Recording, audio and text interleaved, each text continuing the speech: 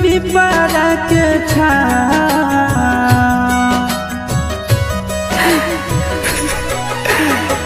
देखते होतई हमरे उदाहिया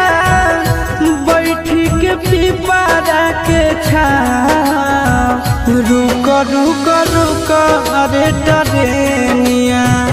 रुक रुक रुक रे टरेनिया ले ले चल जनुआ के गाँव रुक रुक रुक रे टरेनिया ले ले चल जनुआ के गाँव रुक रुक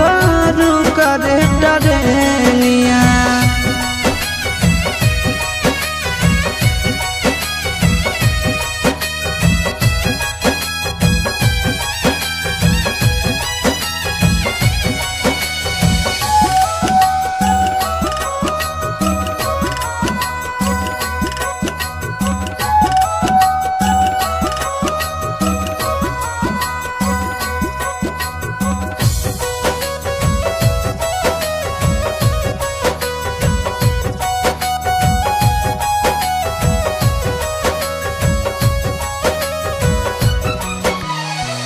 मनवा न लागत होता है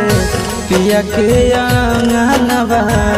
रतिया में देखी देखी रोबत होते चनवा रोबत होते चनवा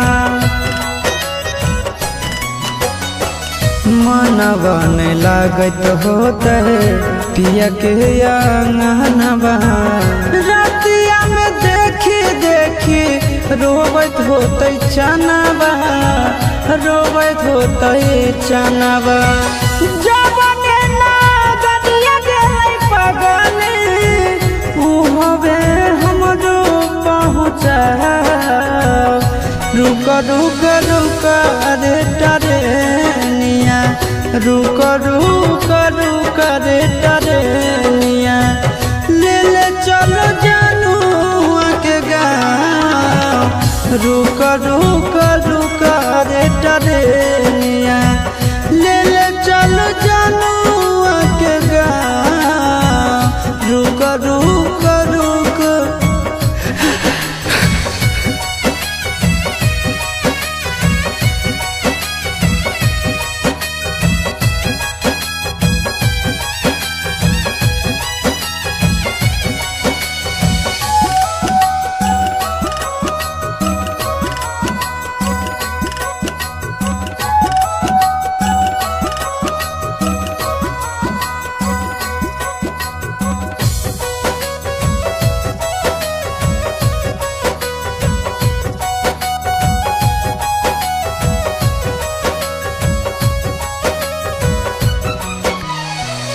फोनवो नहीं कैला कहीं नहीं भेजले कई खबरिया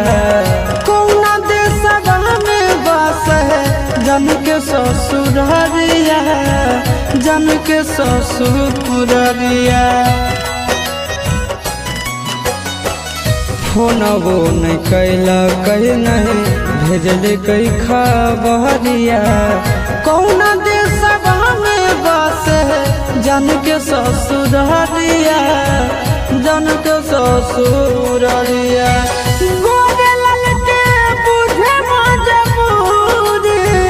बताई दी है आशीष के नाम रुक रुक रुक रे टरेनिया रुक रुक रुक रे टरेनिया ले ले चल जनुआ के गाँव रुक रुक रुक रे टरेनिया ले ले चल जनुआ के गाँव